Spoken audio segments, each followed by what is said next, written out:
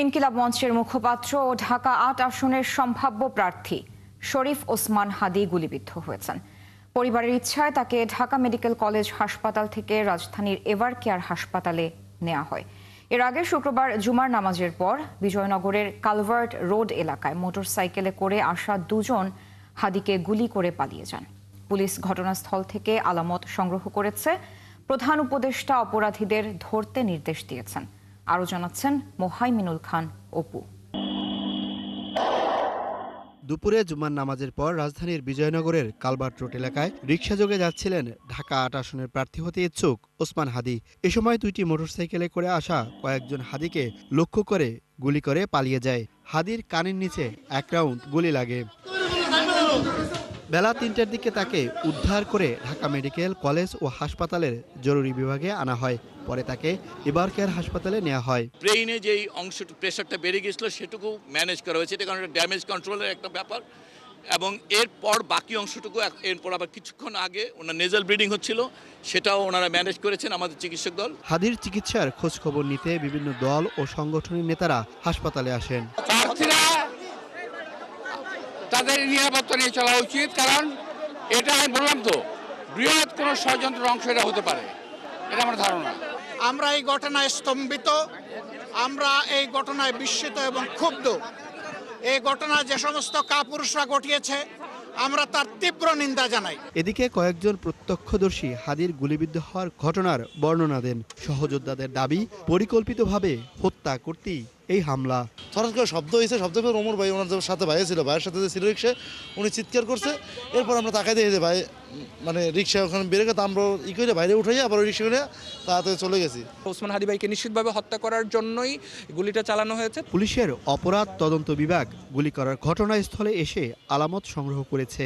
সংগ্রহ করা হচ্ছে বিভিন্ন ভবনের সিসিটিভি ফুটেজও। আমাদের ধারণা ছিল হয়তো একটা মোটরসাইকেল যাচ্ছে, মোটরসাইকেল থেকেও তাকে গুলি করা হতে পারে, বাট এখন আমরা কনক্রিট কোনো সিদ্ধান্ত যেতে পারছি না। আমাদের কার্যক্রম অব্যাহত আছে।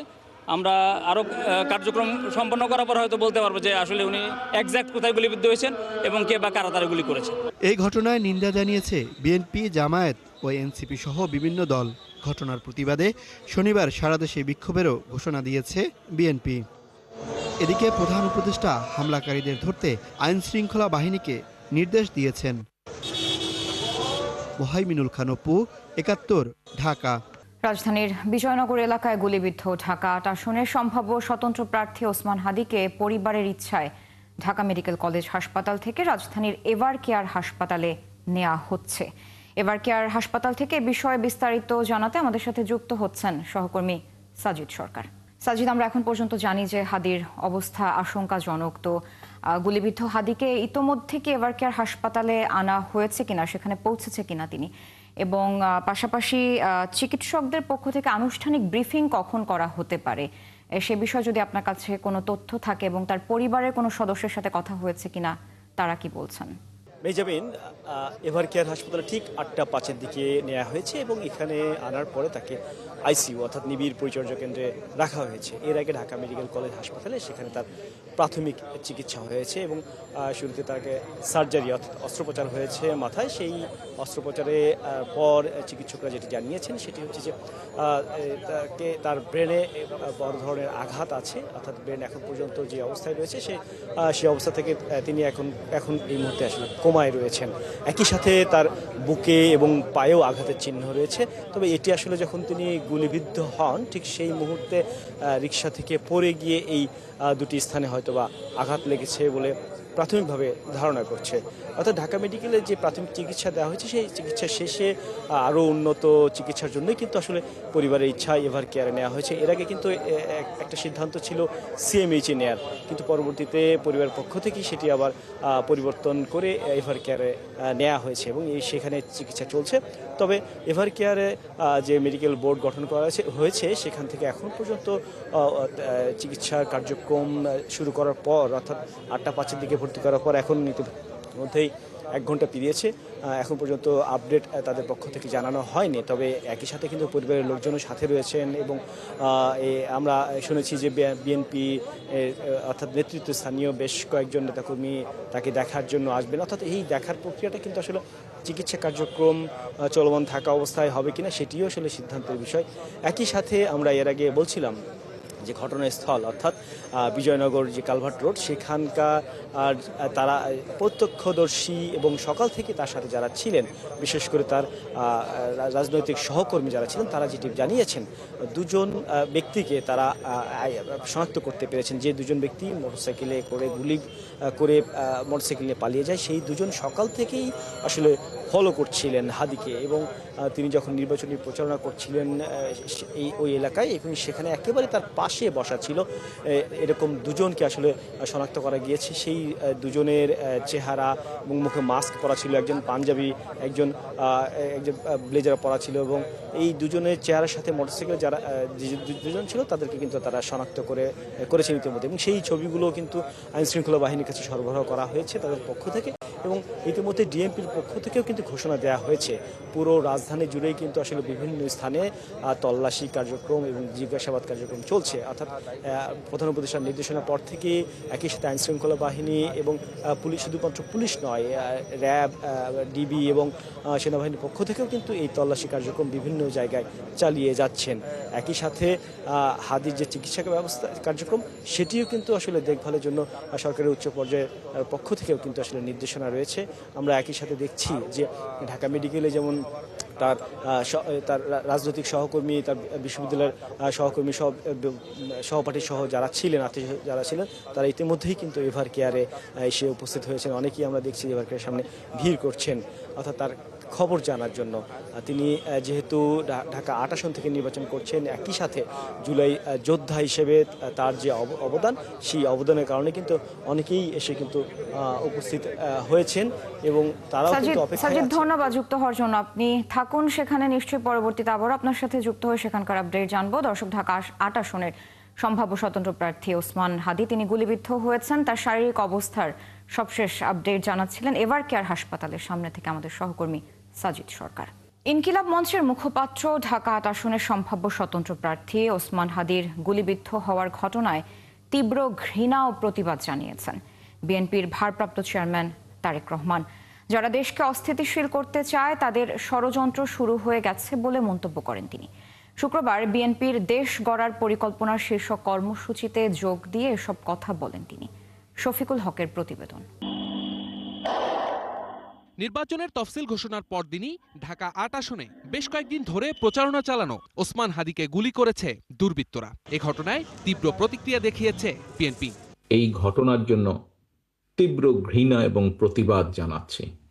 আমাদের উচিত হবে সারা বাংলাদেশে গণতন্ত্রের পক্ষে যত মানুষ আছে প্রত্যেকটি মানুষের উচিত হবে এই ঘটনার তীব্র প্রতিবাদ এবং ঘৃণা জানানো।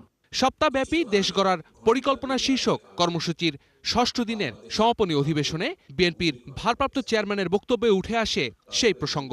যারা নির্বাচন হতে দেবে না বলে এতদিন হুঙ্কার দিয়েছে তাদের দিকেই অভিযোগের তীর তারেক রহমানের। দেশ একটা অত্যন্ত সংকটের ভিতর দিয়ে যাচ্ছে।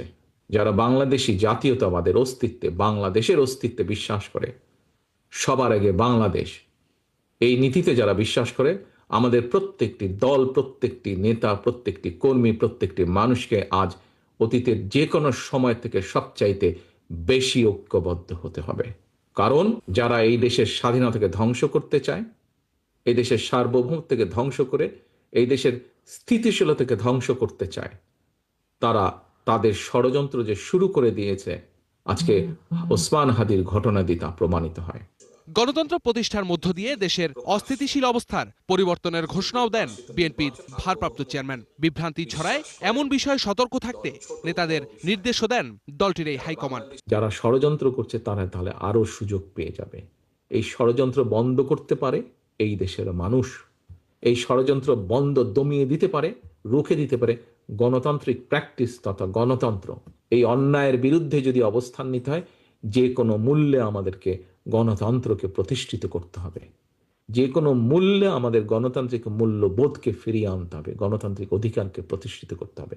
এদিনও আগামীর বাংলাদেশ বিনির্মাণে দলের নেয়া কর্মপরিকল্পনা নিয়ে বিস্তারিত আলোচনা করেন তারেক রহমান। আমরা আজকে যা শিখেছি, যা জেনেছি, যা দেখলাম, এই সব কিছু আমাদের নিজেদের মধ্যে আমরা রাখবো না। শফিকুল হক, ৭১, ঢাকা। এদিকে ইনকিলাব মঞ্চের মুখপাত্র ঢাকা ৮ আসনের সম্ভাব্য প্রার্থী ওসমান হাদির ওপর গুলির ঘটনাকে নির্বাচন বানচালের চক্রান্ত হিসেবে দেখছেন বিএনপি মহাসচিব মির্জা ফখরুল ইসলাম আলমগীর। বিকেলে প্রেস ক্লাবে এক অনুষ্ঠানে যোগ দিয়ে তিনি বলেন, গতকালকে তফসিল ঘোষণার পর আজকে হাদির উপর হামলা নির্বাচনকে বানচাল করার চক্রান্ত। এ সময় তিনি এ ঘটনার নিন্দা জানিয়ে সরকারের কাছে সব প্রার্থীর নিরাপত্তা ব্যবস্থা জোরদারের আহ্বান করেন।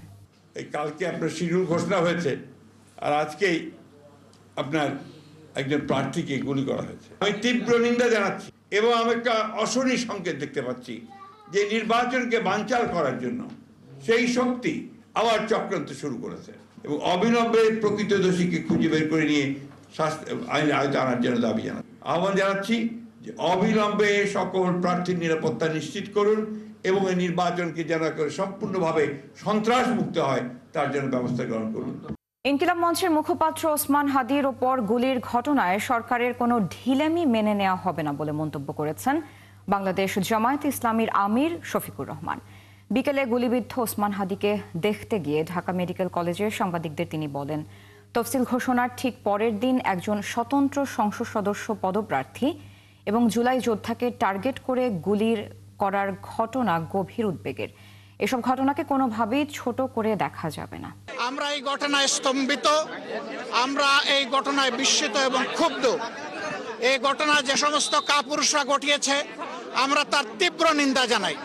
হত্যা চেষ্টা যারা চালিয়েছে, গুলি যারা চালিয়েছে, তাদেরকে অবিলম্বে খুঁজে বের করে শাস্তির আওতায় আনার জন্য সরকারের প্রতি আহ্বান জানাচ্ছি। সরকারের কোনো ধরনের ঢিলামি এখানে বরদাস্ত করা হবে না। জাতীয় সংসদ নির্বাচনের তফসিল ঘোষণায় অনেকে ভারাক্রান্ত হলেও স্বাগত জানাতে বাধ্য হয়েছে বলে মন্তব্য করেছেন বিএনপির স্থায়ী কমিটির সদস্য সালাউদ্দিন আহমেদ। শুক্রবার এক কর্মশালায় উদ্বোধনী অনুষ্ঠানে তিনি বলেন, ২৪-এর অভ্যুত্থানকে ফলপ্রসূ করতে গণতান্ত্রিক উত্তরণের জন্যই এই তফসিল। আর নিষিদ্ধ আওয়ামী লীগের ভোট টানার জন্য তাদের বিপক্ষে অনেক দল কথা বলছে না বলেও মন্তব্য করেন সালাউদ্দিন। শফিকুল হকের প্রতিবেদন। জাতীয় নির্বাচনকে সামনে রেখে বিএনপির কর্মপরিকল্পনা তুলে ধরার জন্য দেশ গড়ার পরিকল্পনা শীর্ষক টানা ৭ দিন ব্যাপী এই কর্মশালার আয়োজন করেছে দলটি। কর্মসূচি থেকে বিভিন্ন দিক নির্দেশনার পাশাপাশি তুলে ধরা হচ্ছে আগামী জাতীয় নির্বাচনে কিভাবে মানুষের কাছে যাবেন ধানের শীষের প্রার্থীরা। আমরা যে ৩১ দফা প্রণয়ন করেছি সেটি বাংলাদেশের রাজনীতির মহাকাব্যে পরিণত হয়েছে। ষষ্ঠ দিনের উদ্বোধনী বক্তব্যে বিএনপির স্থায়ী কমিটির সদস্য সালাউদ্দিন আহমেদ কথা বলেন নির্বাচনের তফসিল নিয়ে। যারা নির্বাচনের পথে বাধা সৃষ্টি করতে চায় তারা গণতন্ত্রের বিপক্ষে ছিল বলে মন্তব্য করেন তিনি। গণতান্ত্রিক উত্তরণের একটি সফল ঘোষণা গতকালকে হয়েছে, যেটাকে আমরা তফসিল বলছি, নির্বাচনের তফসিল। এই তফসিলে অনেককে ভারাক্রান্ত হয়েছে, কিন্তু স্বাগত জানাতে বাধ্য হয়েছে। ধর্মের নামে বিভাজন চায় না বিএনপি, এমনটা জানিয়ে তিনি জানান, মানুষ এখন অনেক সচেতন, তাদের কাছে ধর্মের বড়ি বিক্রি করে ভোট পাওয়া যাবে না। যাদের ইতিহাস হচ্ছে সব সময় বাংলাদেশের স্বার্থের বিরুদ্ধে, যাদের ইতিহাস হচ্ছে 1947 থেকে 1971 পর্যন্ত বাংলাদেশের স্বাধীনতার বিপক্ষে, তাদের কথাও আমাদেরকে বলতে হবে। বাংলাদেশের জনগণ অনেক সচেতন, এখন আর ধর্মের বিড়ি বিক্রি করে বাংলাদেশের জনগণের সামনে ভোট চাওয়া যাবে না। সালাউদ্দিন আরো জানান, গণতন্ত্রের বিকল্প নাম বিএনপি আর জনগণের মুক্তির মার্কা ধানের শীষ। গণতন্ত্রের বিকল্প নাম বিএনপি, তখন জনগণ বুঝবে বাংলাদেশের মুক্তির সনদ, মুক্তির মার্কা। শফিকুল হক, ৭১, ঢাকা। তারেক রহমান শিগগিরই দেশে ফিরবেন এবং মনোনয়নপত্র জমা দেবেন। ১২ ফেব্রুয়ারি নির্বাচন হবে, যদিও নির্বাচনকে বাধাগ্রস্ত করার চেষ্টা করা হচ্ছে। তবে দেশের মানুষই নির্বাচন নিয়ে সমস্ত ষড়যন্ত্র প্রতিহত করবে, এমন মন্তব্য করেছেন বিএনপির স্থায়ী কমিটির সদস্য আমির খসরু মাহমুদ চৌধুরী। শুক্রবার বিকেলে চট্টগ্রামের মেহেদীবাগে নিজ বাসভবনে কর্মী সভায় তিনি কথা বলেন। আমির খসরু আরও বলেন, মনোনয়ন নিয়ে দলের ভেতর বিদ্রোহের কোনো সুযোগ নেই। দল যাকে মনোনয়ন দিবে দলের সবাইকে ঐক্যবদ্ধ হয়ে তার পক্ষে কাজ করতে হবে। এ সময় আগামী সংসদ নির্বাচনে বিএনপি রাষ্ট্র ক্ষমতায় এলে ১ কোটি কর্মসংস্থান তৈরির কথাও জানান তিনি। কোনো শক্তি 12 ফেব্রুয়ারি নির্বাচন বাধাগ্রস্ত করতে পারবে না বলে মন্তব্য করেছেন প্রধান উপদেষ্টার প্রেস সচিব শফিকুল আলম। তিনি বলেন, নির্বাচন যারা প্রতিহত করতে চাইবে তাদের বিরুদ্ধে কঠোর ব্যবস্থা নেওয়া হবে। সকালে শরীয়তপুরের নড়িয়া উপজেলার সুরেশ্বর দরবার শরীফে এক অনুষ্ঠানে সাংবাদিকদের প্রশ্নের জবাবে এসব কথা বলেন প্রেস সচিব। যারা মিছিল করছে তারা তাদের অ্যাক্টিভিটিজ ব্যান, যারা মিছিল করছে প্রত্যেককে আইনের আওতায় আনা হবে এবং কঠোরভাবে আইনের আওতায় আনা হবে। এই ব্যাপারে কোনো ছাড় দেওয়া হবে না, কোনো আসতে পারবে না, কোনো নির্বাচনে আসার কোনো প্রশ্নই উঠে না। বিএনপি, এনসিপি কিংবা গণ অধিকার পরিষদ কোনো দলেই যোগ দিচ্ছেন না আসিফ মাহমুদ সজীব ভুইয়া। ঢাকা 10 আসন থেকে স্বতন্ত্র নির্বাচনের ঘোষণা দিয়েছেন তিনি। শুক্রবার সকালে এক ভিডিও বার্তায় তিনি এ ঘোষণা দেন। এ সময় গণভোটে হ্যাঁর পক্ষে ভোট চান তিনি। এদিকে তার স্বতন্ত্র নির্বাচন করার ঘোষণায় স্বাগত জানিয়েছে এনসিপি। আরও জানাচ্ছেন মোহন ইসলাম। তফসিলের আগের দিন সরকার থেকে পদত্যাগ করেন উপদেষ্টা আসিফ মাহমুদ সজীব ভুইয়া ও মাহফুজ আলম, যা কার্যকর হয় তফসিল ঘোষণার পরে। পদ ছাড়ার বেশ আগে থেকেই আসিফকে নিয়ে শোনা যাচ্ছিল নানা গুঞ্জন, কখনো এনসিপি থেকে, কখনো গণ অধিকার পরিষদে, কখনো বা বিএনপিতে যোগ দেওয়ার তথ্য আসছিল। তবে সব আলোচনা শেষ টানলেন আসিফ মাহমুদ নিজেই। শুক্রবার এক ভিডিও বার্তায় জানান, কোনো দলেই যোগ দিচ্ছেন না তিনি। ঢাকা 10 থেকে ভোট করবেন স্বতন্ত্র প্রার্থী হিসাবে। আসন্ন ত্রয়োদশ জাতীয় সংসদ নির্বাচনে আমি ধানমন্ডি, কলাবাগান, হাজারীবাগ, নিউ মার্কেট এবং কামরাঙ্গীরচরের একাংশ নিয়ে গঠিত ঢাকা 10 সংসদীয় আসনে স্বতন্ত্র প্রার্থী হিসেবে দাঁড়াচ্ছি। অন্য রাজনৈতিক দলের মতো কর্মী বা টাকা না থাকলেও নির্বাচনে অংশ নিয়ে জনগণের জন্য কাজ করার কথা বলেন তিনি। এ সময় গণভোটে হার পক্ষেও ভোট চান। বড় কোনো রাজনৈতিক দলের পৃষ্ঠপোষকতা, অসংখ্য নিবেদিত কর্মী, প্রচলিত ব্যবস্থায় প্রয়োজনীয় অর্থ কোনোটাই আমার নেই। আপনাদের সহযোগিতা, সমর্থনই আমার একমাত্র অবলম্বন এবং আমার দায়বদ্ধতাও থাকবে শুধুমাত্র আপনাদের প্রতি। আমি শুধু সংসদ সদস্য পদপ্রার্থী নই, গণভোটেরও প্রার্থী। এতগুলো প্রাণের বিনিময়ে দেশ সংস্কারের যে সুযোগ এসেছে তা বাস্তবায়নে গণভোটে হ্যাঁ ভোট দিন। এদিকে তার স্বতন্ত্র নির্বাচন করার বিষয়টি ইতিবাচকভাবেই দেখছে এনসিপি। দলটির নেতা মনিরা শারমিন ৭১কে জানান, তাদের চাওয়া থাকলেও আসিফ যেহেতু স্বতন্ত্র থেকে নির্বাচন করছে, তারা সেই বিষয়টিকে সাধুবাদ জানায়। তারা নিজেদের রাজনৈতিক ক্যারিয়ার কিরকম করে দেখতে চান, কিভাবে শুরু করতে চান, এই সিদ্ধান্ত তো তাদের নিজেদের নিতে হবে। তবে এনসিপির পক্ষ থেকে আমরা সবসময় তাদের প্রতি শুভকামনা। যদিও আরেক উপদেষ্টা মাহফুজ আলম কি করবেন তা এখনো স্পষ্ট করেননি এনসিপি বা মাহফুজ। মোহন ইসলাম, ৭১, ঢাকা। প্রায় 5 ঘন্টা পর মেট্রো রেল চলাচল শুরু হয়েছে বলে জানিয়েছে ডিএমটিসিএল কর্তৃপক্ষ। রাতে গণমাধ্যমে পাঠানো এক বার্তায় বলা হয়, রাত ৮টা ১৫ উত্তরা থেকে চলাচল শুরু করেছে মেট্রো রেল। এর আগে চাকরি বিধিমালা বাস্তবায়নের দাবিতে কর্মকর্তা কর্মচারীদের আন্দোলনের কারণে বন্ধ হয়ে যায় মেট্রো রেল চলাচল। এতে ভোগান্তিতে পড়েন সাধারণ যাত্রীরা। বিকেলে দাবি পূরণ না হওয়ায় পূর্ব ঘোষিত কর্মসূচি অনুযায়ী আজ থেকে মেট্রো রেল চলাচল সহ সব ধরনের কার্যক্রম বন্ধ রাখার ঘোষণা দেন আন্দোলনকারীরা। সকাল থেকে উত্তরা দিয়াবাড়ির মেট্রোর হেড অফিসের সামনে অবস্থান করেন আন্দোলনকারী কর্মকর্তা কর্মচারীরা। দুপুর 2টার দিকে ঢাকা মাস ট্রানজিট কোম্পানি লিমিটেডের ব্যবস্থাপনা পরিচালক মোহাম্মদ ফারুক আহমেদ আন্দোলনরতদের সাথে কথা বলতে চান। আগামী বোর্ড সভায় সার্ভিস রুলস বিষয়ে আলোচনা করার আশ্বাস দিলে কর্মকর্তা কর্মচারীরা সেটি প্রত্যাখ্যান করেন। চাহিদার তুলনায় 22 লাখ মেট্রিক টনেরও বেশি আলুর উৎপাদন হয়েছে বলে জানিয়েছেন স্বরাষ্ট্র ও কৃষি উপদেষ্টা জাহাঙ্গীর আলম চৌধুরী। আর দেরিতে বাজারে আসায় পুরনো আলু আরও কিছুদিন হিমাগারে রাখার অনুরোধ করেছেন তিনি। আর পেঁয়াজের দাম বাড়ায় যথারীতি সিন্ডিকেটকে দায়ী করছেন উপদেষ্টা। এজন্য দাম না কমা পর্যন্ত আমদানি চলবে বলেও জানান তিনি। বিস্তারিত জানাচ্ছেন নাদিয়া শারমিন। শুক্রবার সকালে রাজধানীর একটি কনভেনশন হলে আয়োজিত আলু উৎসবে উপদেষ্টা জানান, দেশে চলতি বছর রেকর্ড পরিমাণ আলু উৎপাদিত হয়েছে। দেশে রেকর্ড পরিমাণ 1,12,00,000 মেট্রিক টন আলু উৎপাদিত হয়েছে, যা চাহিদার তুলনায় প্রায় 22 লক্ষ মেট্রিক টন বেশি। প্রতি কেজি আলু উৎপাদন করে হিমাগার পর্যন্ত আনতে সব মিলিয়ে 20 থেকে 25 টাকা খরচ হলেও তা 8 থেকে 16 টাকা দরে বিক্রি করতে বাধ্য হয়েছে কৃষক। এবার নতুন আলু পুরোদমে বাজারে আসতে আরো 15 দিন সময় লাগবে বলে মনে করেন কৃষি উপদেষ্টা। আপনারা জানেন এই বছর কিন্তু আলুর উৎপাদন অনেক বেশি হওয়ায় কৃষকরা কিন্তু এটার দাম পায় না। এখন পর্যন্ত অনেক আলু রয়ে গেছে। আমি আরো অনুরোধ করছি ডিসেম্বর পর্যন্ত যেন আমাদের এই কোল্ড স্টোর মালিক অ্যাসোসিয়েশনদের যে তারা যেন কোল্ড স্টোরটা ডিসেম্বর পর্যন্ত 31শে ডিসেম্বর পর্যন্ত খোলা রাখে। বাইরে তারা রাজি হয়েছে, এতে হয়তো কৃষকরা কিছুটা লাভবান হবে। তিনি অভিযোগ করেন বিশ্বের 7ম এবং এশিয়ার 3য় আলু উৎপাদনকারী দেশ হওয়া সত্ত্বেও বাংলাদেশে পরিকল্পিতভাবে আলুর চাষ হচ্ছে না। আর ব্যবসায়ীদের পরামর্শ দেন আলু প্রক্রিয়াজাত করে খাবার সহ নানা পণ্য বানিয়ে বিক্রির জন্য। চিপসটা যে বাজারে আসে আমাদের এই আলুটা কিন্তু এরকম ভালো চিপস হয় না। যদি এইটা হলে যেহেতু তবে কিন্তু আলুর কিছুটা এক্সপোর্ট ভ্যালুও বাড়বে। 2% ফুড আলু প্রসেসিংয়ের মাধ্যমে উৎপাদিত হয়, অথচ দেশে অন্যান্য দেশে এর পরিমাণ প্রায় 7%। তবে ত্রয়োদশ জাতীয় সংসদ নির্বাচনের তফসিল পরবর্তী নিরাপত্তা বিষয়ে সাংবাদিকরা প্রশ্ন করলে তা এড়িয়ে পেঁয়াজ নিয়ে বক্তব্য দিতে শুরু করেন স্বরাষ্ট্র ও কৃষি উপদেষ্টা। একদিনে পেঁয়াজের দাম 35 টাকা বেড়ে গেল, এটা কিভাবে সম্ভব? এটা এই যে ধরেন যে মোবাইলের যুগে এই কার সাথে কিন্তু পেঁয়াজের দাম বেড়ে গেছে। এই জন্য আমাদের এবার হয়তো পেঁয়াজ অত আমদানি করার প্রয়োজন হতো না। কৃষকরা কিন্তু একটা ভালো পেঁয়াজ উৎপাদন করছে, তারপরে আমাদের আমদানির অনুমতি দেওয়া হচ্ছে। নাদিয়া শারমিন, 71, ঢাকা।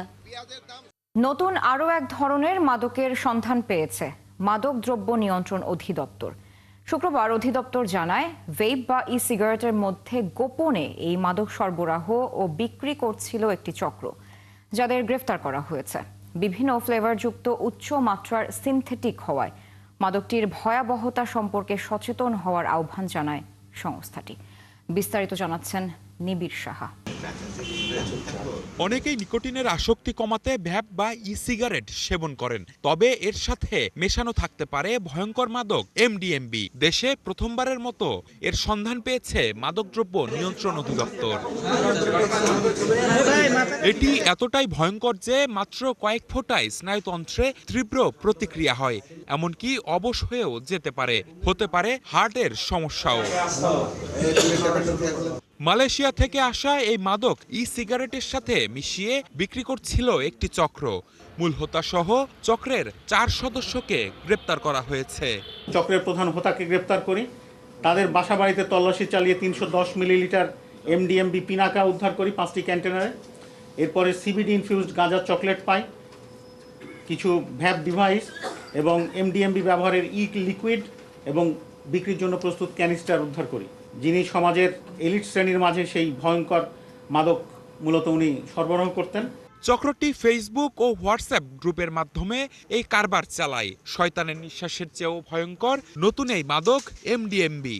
এটার এক ফোঁটাতেই অনেক ধরনের নেশা, মানে অনেক প্রবল নেশার আসক্তি তৈরি করে, যার ফলে উঠতি বয়সী তরুণেরা এবং বেসরকারি বিশ্ববিদ্যালয় সমাজের যারা উঁচু শ্রেণীর মানুষজন, তাদের কাছে এটি অত্যন্ত জনপ্রিয় একটি মাদক। এখানে এমডিএমবি গ্রহণের ফলে তরুণদের মধ্যে জনপ্রিয় ভেপ ডিভাইসকে একটা আড়াল হিসেবে ব্যবহার করা হচ্ছে।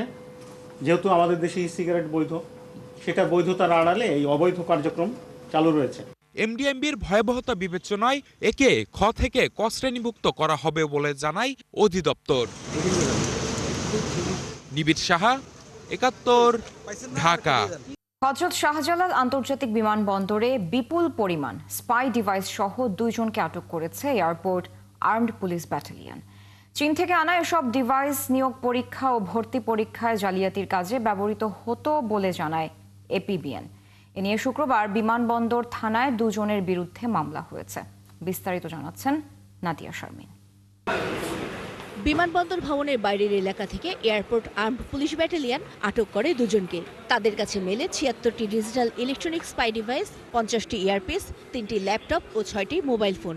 তারা জানায় এগুলো গ্রেফতার হওয়া শাহরুন আলী সাধারণ যাত্রী বেশে চীন থেকে এনে চক্রের আরেক সদস্য ইকবাল হোসেনকে দিত। এটি আমদানি নিষিদ্ধ পণ্য এবং আমাদের কাছে গোয়েন্দার তথ্য ছিল যে বিদেশ থেকে দীর্ঘদিন যাবৎ একটি প্রতারক চক্র এই ডিভাইসটি আমাদের দেশে এনে বিভিন্ন ইলেকট্রনিক্স মার্কেটে এটা উচ্চ মূল্যে বিক্রি করে এবং তাদের কাছ থেকে প্রতারক চক্রটা নিয়ে যায়। এবং আমরা এই ধরনের অসাধু প্রতারক চক্রের বিষয়ে এয়ারপোর্ট আর্মড পুলিশ ব্যাটালিয়ন সর্বোচ্চ আইনগত ব্যবস্থা নিতে বদ্ধপরিকর। তিনি জানান এই স্পাই ডিভাইসগুলো দেখতে ক্রেডিট কার্ডের মতো হওয়ায় এগুলো সহজে শনাক্ত করা যায় না। ছোট অদৃশ্য ইয়ারপিস কানে লাগিয়ে এই স্পাই ডিভাইসগুলো সিমের মাধ্যমে সংযুক্ত করে অসাধু পরীক্ষার্থীরা পরীক্ষার হলে নিয়ে গিয়ে নিয়োগ পরীক্ষা ও ভর্তি পরীক্ষায় জালিয়াতি করত। ক্রেডিট কার্ড সদৃশ ডিভাইসটি সিমের সাথে সংযুক্ত করে শরীরের কাছে রাখলে বা ঝুলিয়ে রাখলে এটি স্বয়ংক্রিয়ভাবে ইনকামিং কল রিসিভ করে। এর মাধ্যমে বাইরে থেকে যুক্ত থাকা পরীক্ষার জালিয়াত চক্রের সদস্যরা উত্তর বলে দেয়। এটি হচ্ছে একটি GSM master card spy communication device. এটি মূলত টু ওয়ে এবং মাল্টিপল ওয়ে কমিউনিকেশনে এই ডিভাইসটি ব্যবহৃত হয় এবং সাধারণত আমাদের দেশে বিভিন্ন নিয়োগ এবং ভর্তি পরীক্ষায় একটা সংঘবদ্ধ প্রতারক জালিয়াত চক্র এই ডিভাইসটি ব্যবহার করে। পরীক্ষা শেষে তারা স্বচ্ছ এক্সট্রাডিশন থ্রেডের মাধ্যমে ইয়ারপিসটি নিরাপদে বের করে আনে। নাদিয়া শারমিন, ৭১, ঢাকা। দর্শক, চলছে সংবাদ সংযোগ। সরাসরি সংবাদ অনুষ্ঠান দেখতে চোখ রাখুন ৭১ ফেসবুক পেজে এবং সাবস্ক্রাইব করুন ৭১ ইউটিউব চ্যানেল। থাকুন ৭১-এর সাথে।